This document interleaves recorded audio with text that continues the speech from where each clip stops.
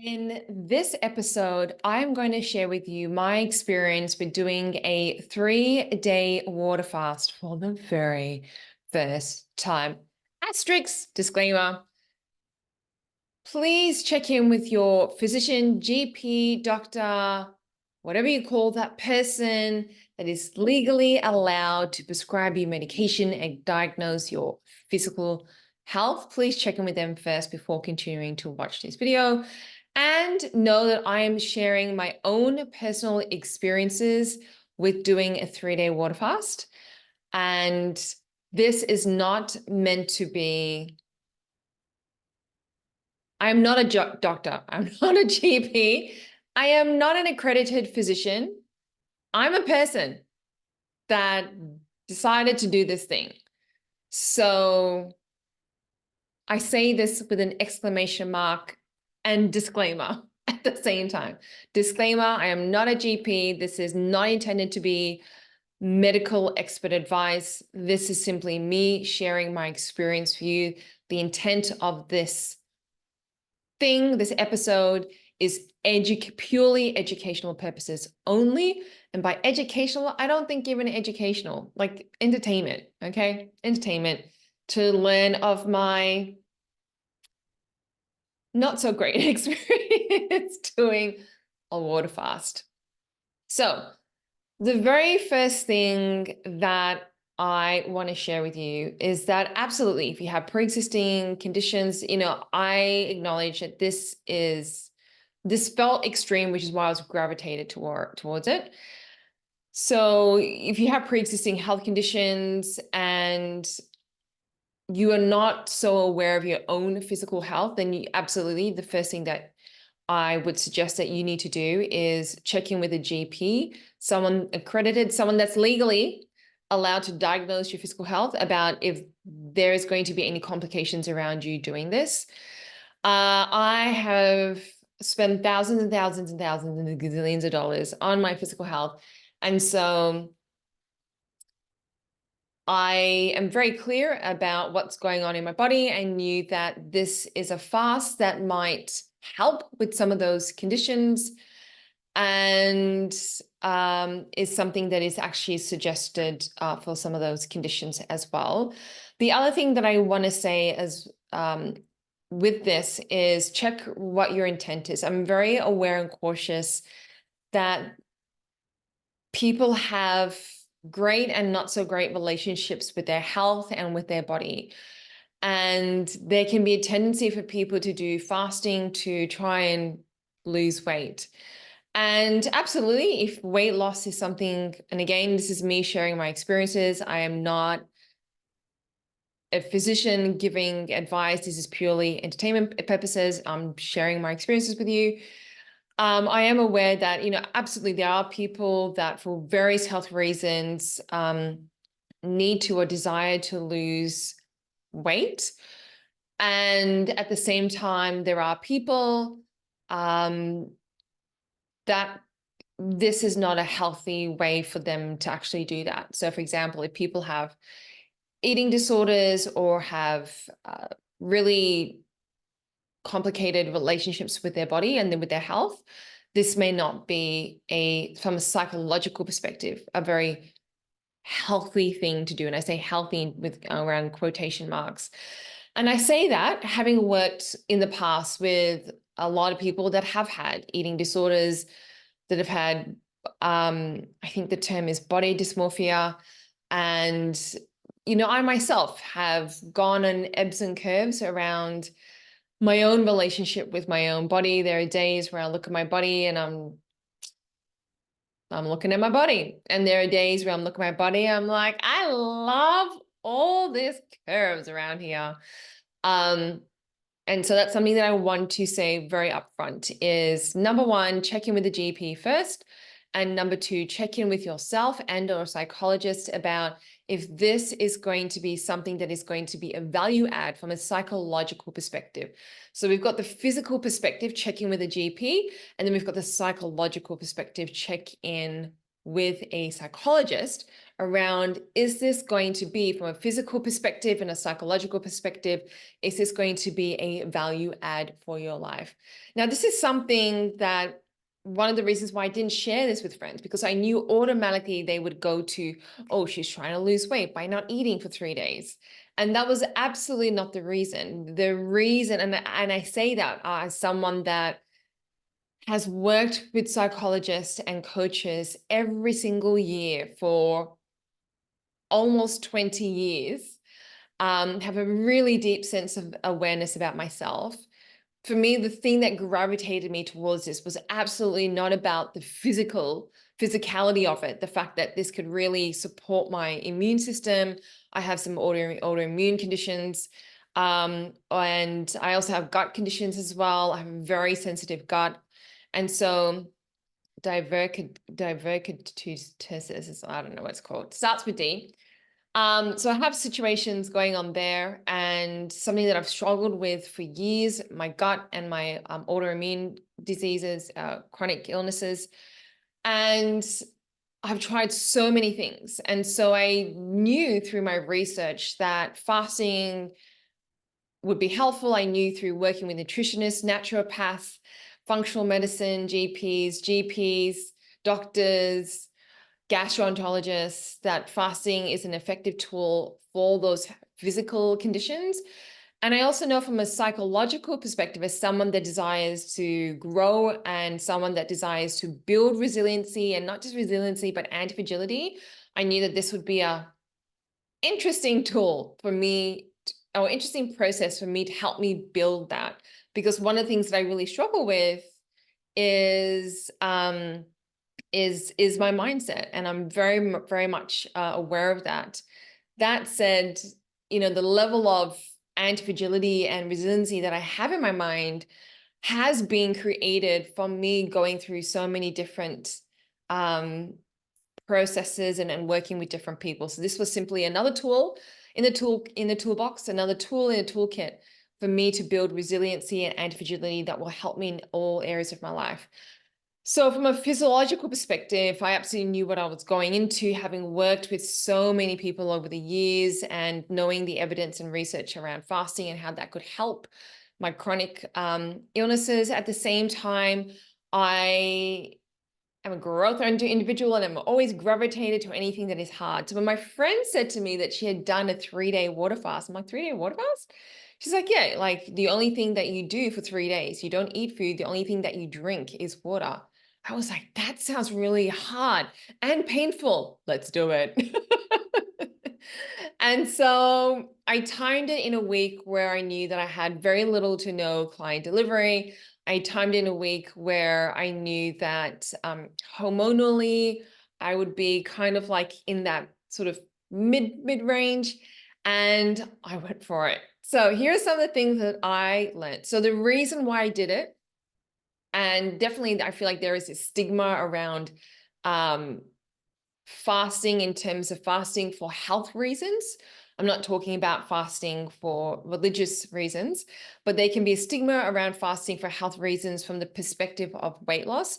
And that was one of the things that I actually felt shamed about in terms of sharing with my friends, and they would think that I was trying to do this to lose weight. And the shame around that, to lose weight and not eat, is and again, I use air quotation marks, a very unhealthy dynamic. Now, if you're someone that struggles with your body image, if you're a person that struggles with body positivity, if you're someone that has an eating disorder, if you're someone that experiences body dysmorphia or any other psychological conditions around that are connected with your body and your physique, then absolutely, I would suggest that this is not a protocol or a process that would be helpful.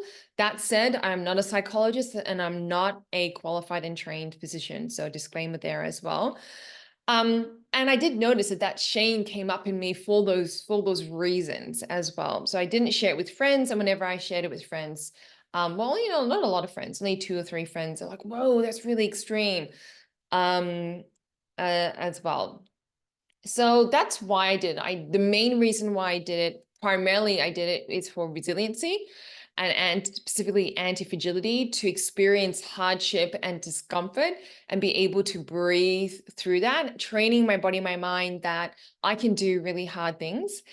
And that will definitely come in handy when life gets difficult as well. The secondary reason was for my chronic illnesses as well. I have some autoimmune conditions and that are all connected and related to my gut conditions as well too. So that's why I did that.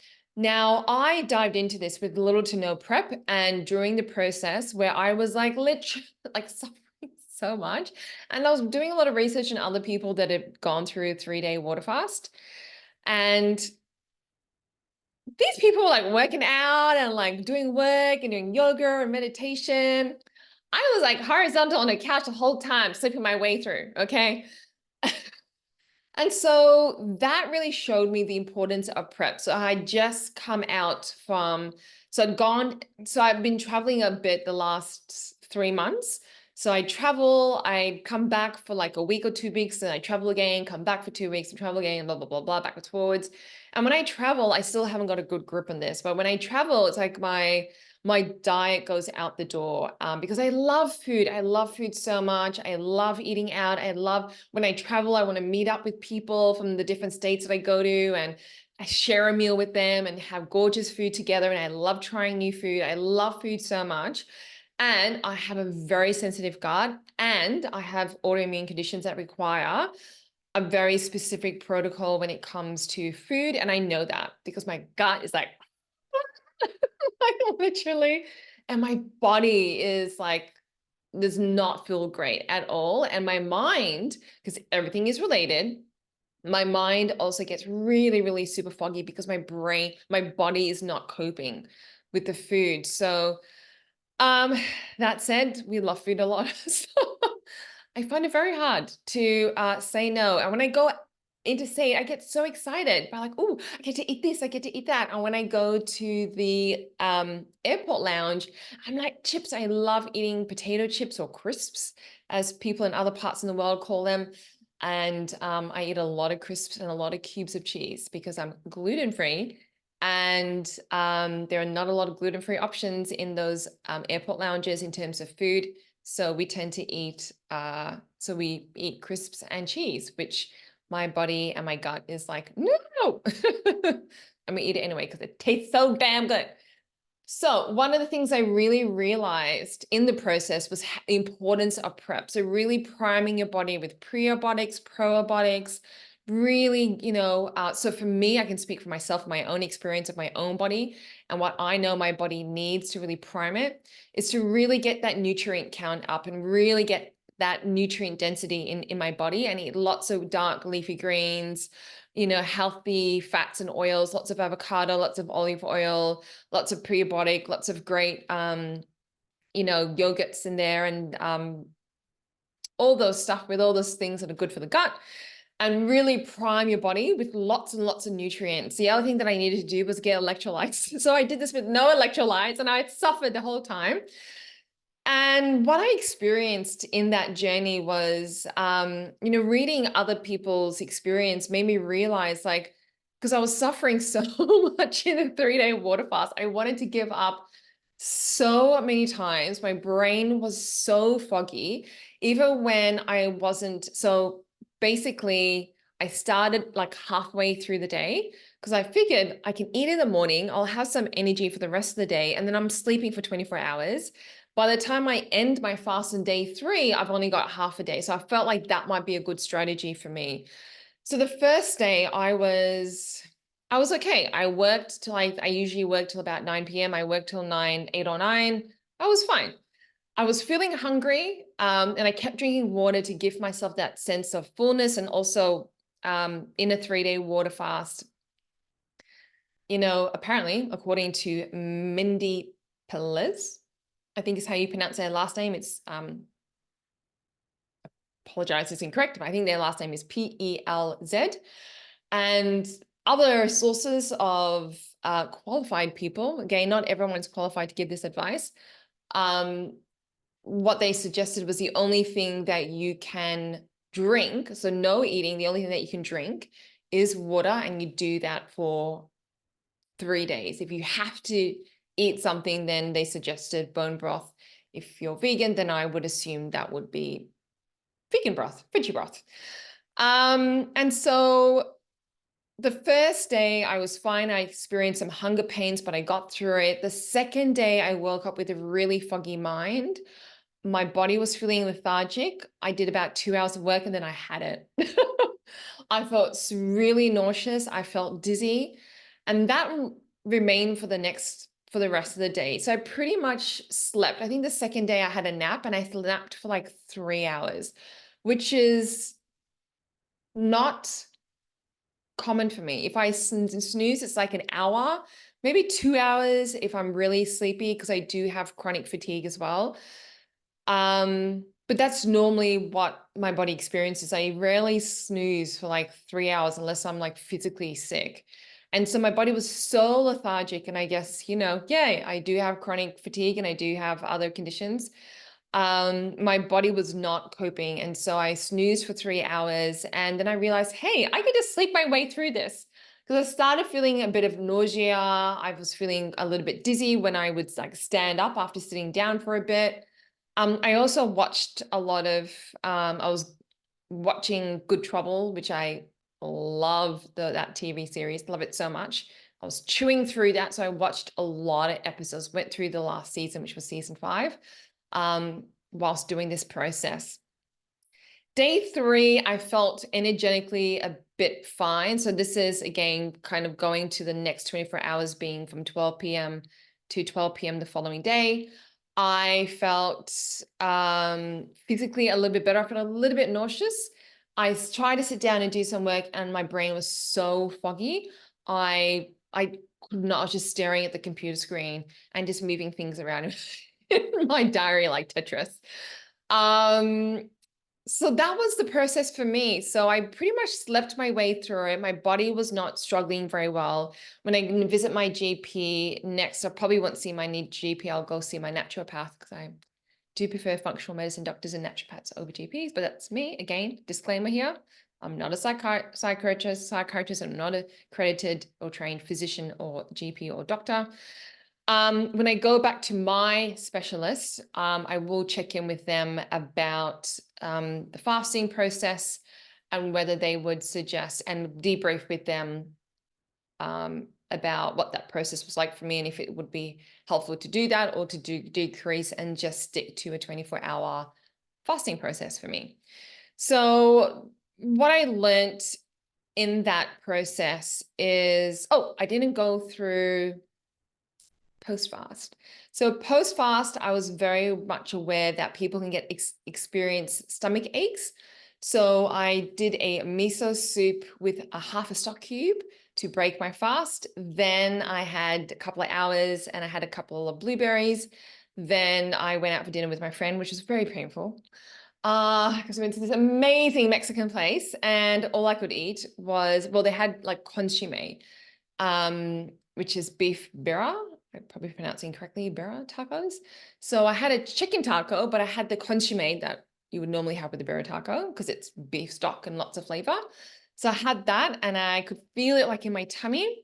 Then I came home, and a couple of hours later, and I had what did I have? A small cube of cheese. Then I had half a Weet-Bix, gluten-free, of course.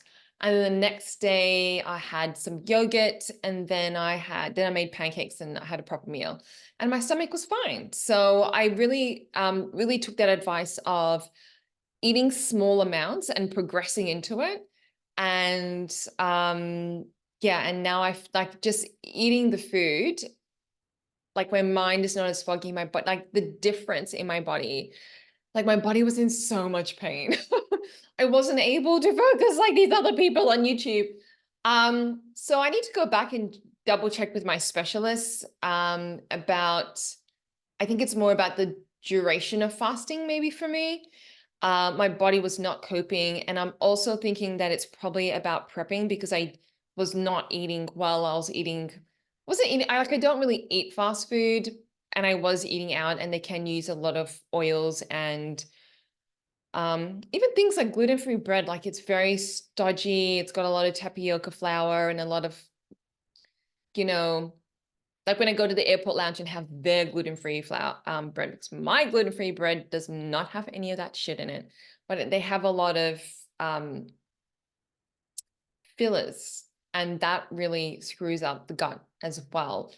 And so I really feel like my body was struggling. And then also I feel like it's from a physicality perspective, like from a physical perspective, this is where my body is at. My body was not coping, which was telling me that my body is not at an optimal level, which I know already, having these chronic conditions. And I mean, we're still working through that. We're still throwing money at it, and we're trying everything and anything that we think might work, including this.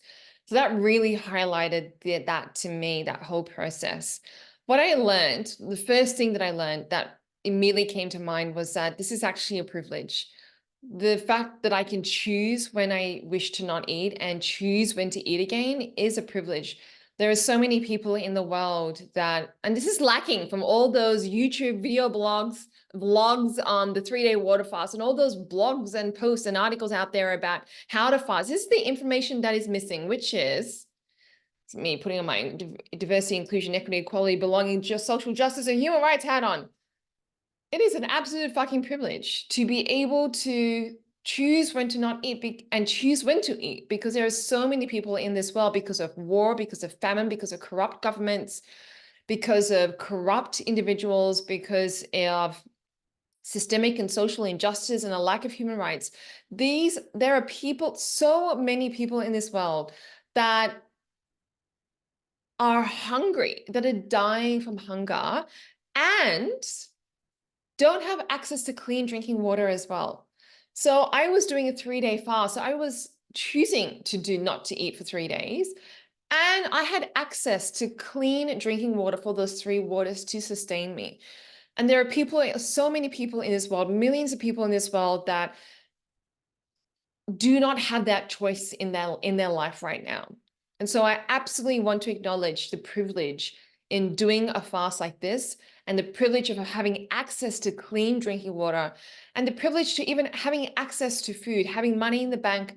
Because even in a Western food, in a Western world, there are people that do not have money for food. They can sustain themselves through services and have access to some kind of food, and still there are people that are struggling with food and are struggling with hunger even in the Western world, even in worlds where there are services for people that are experiencing social economic hardship and are struggling to feed themselves.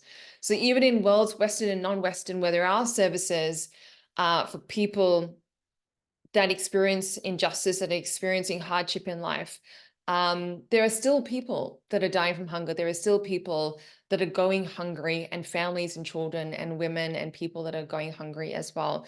So I absolutely, the first lesson that I learned was like, hey, this is an absolute fucking privilege, and I'm a privileged person to exercise this choice in my life.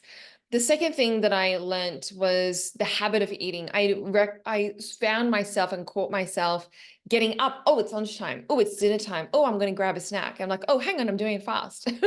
We can't do that. I was so alert and aware to smells of food and watching people eat. That was really difficult as well. The other learning was like, I can so easily eat for fuel because of my health, my physical health. When I'm here in the Gold Coast in Australia, I'm not strict in terms of OCD, in terms of what I eat. I will have, pardon me, just hit my mic there. I will go and eat French fries. I will have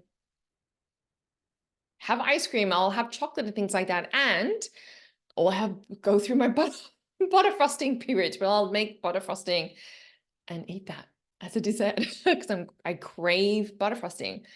And so there are moments when I do that, and 90% of the time, I know what works for my body. I know what supports my body. I know what adds value to my body. I know what makes my body feel really good.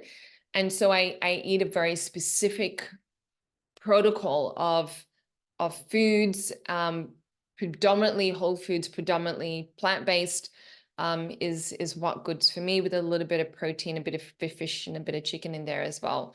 I don't eat a lot of processed stuff because I know that makes my body light on fire. So that said, I learned in me that how easy it is for me to eat food as fuel, because through working with so many nutritionists, naturopaths, functional medicine doctors, GPs, gastroenterologists, who else have I worked with? Ayurvedic experts, so many different people, that it's so easy for me to approach food as fuel rather than fun, rather than enjoyment, rather than fulfillment. I started fantasizing about radishes.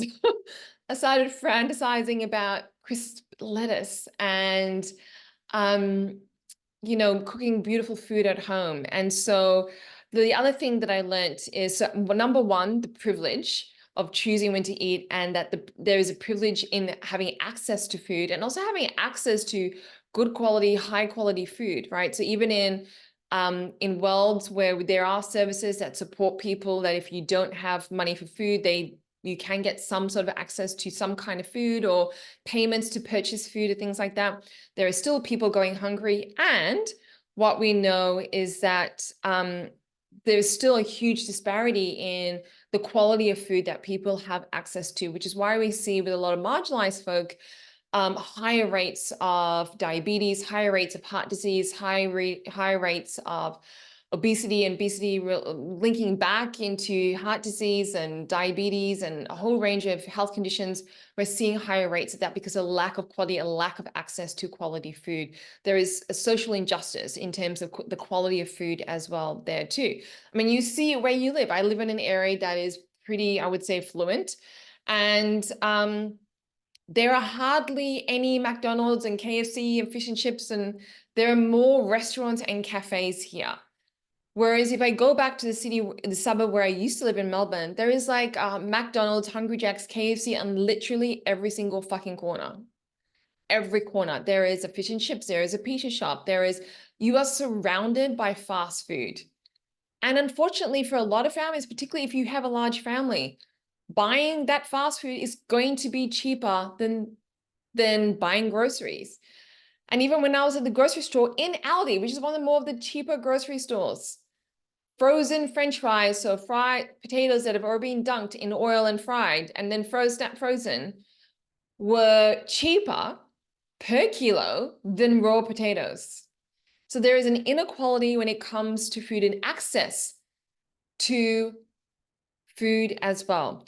So there's a privilege there. And then the second lesson that I learned is how much it was a habit for me, like a physical habit to go and eat. The third lesson that I learned is, fuel versus fun. I was eating food for fuel rather than enjoying my food, enjoying the cooking process, enjoying the eating process.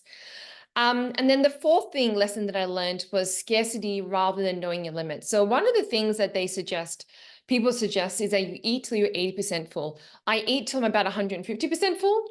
That's me. And that goes to a scarcity mindset rather than an abundance mindset. So it's like, I better eat everything before everyone eats something. And I even noticed when I was in Melbourne City, like watching the food. So when I was sharing food with people, I was like watching the food, watching what people were taking, and preempting, like, if I take all the food, I'm like feeling shame about it, like I'm eating all the food. At the same time watching, are they going to eat all the food? Because I want to eat all the food. So I know where that comes from. And again, it's that unlearning of eating patterns and knowing that there's an abundance, and eating when I'm 80% full, rather than these habits that I were formed during childhood, which is more around scarcity. So I'm not a child anymore, and I'm not experiencing those things anymore. And there is an unlearning there for me to do. The other thing that I really observed in my body was bloating. So because of some of the conditions that I can have a lot of bloating around my abdominal area, a lot of like swelling, I guess, maybe, I don't know.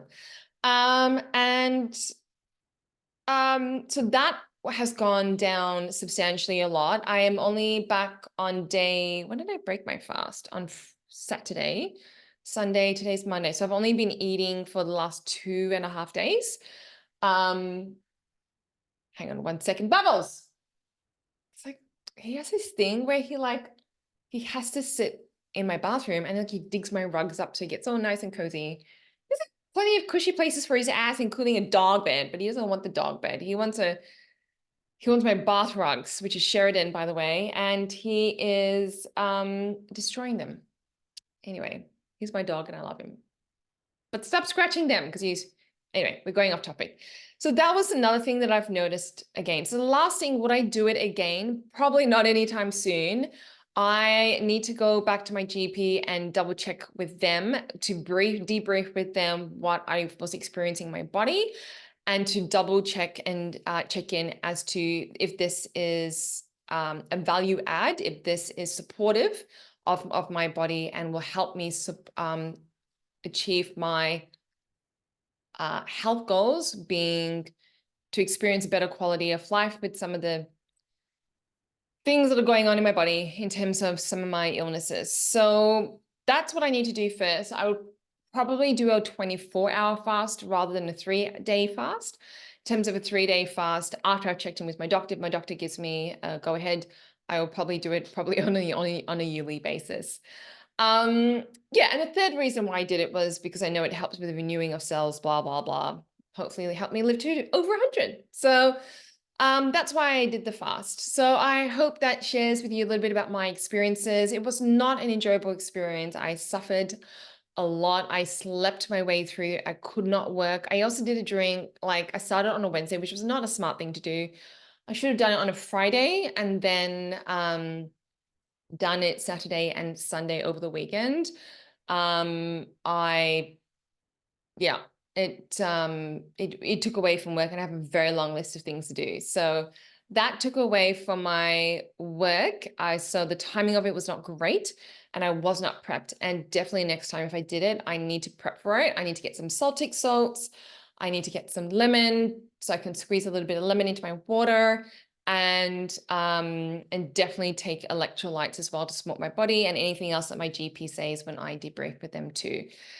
That said, I did it. And just like I do when I take cold showers every single morning, I remind myself I can do hard things. So this reminded me and it helped me achieve my goal, my intent of why I did this fast, that I can do really hard things. I can survive really hard things and I can do hard things in life. And I know that the bigger you dream, the harder it can be, the bigger the challenges as well. It's something that I used to tell my dance kids all the time. The bigger the dream, the bigger the challenges, the harder it is. And you need to have that resiliency prepped in the background. You need to flex those muscles, and not just resiliency, you need anti-fragility. The ability to breathe through hardship, knowing that you will get stronger as a result, which is why I did this fast. So I achieved what I wanted to achieve. I got what I wanted to get out of it. That said, it was very excruciating, and I absolutely acknowledge the privilege in being able to choose to do something like this, and also the privilege in having access to quality food as well. There's a lot of privilege layered in fasting. In terms of not religious fasting, I'm talking about fasting for physical reasons, in terms of physical health.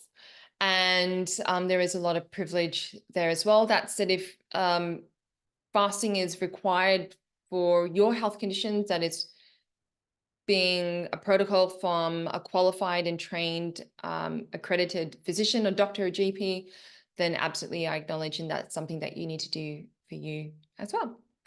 Hope that helps and serves you today. My name is Winnet the Bunny, and I will see you next Monday.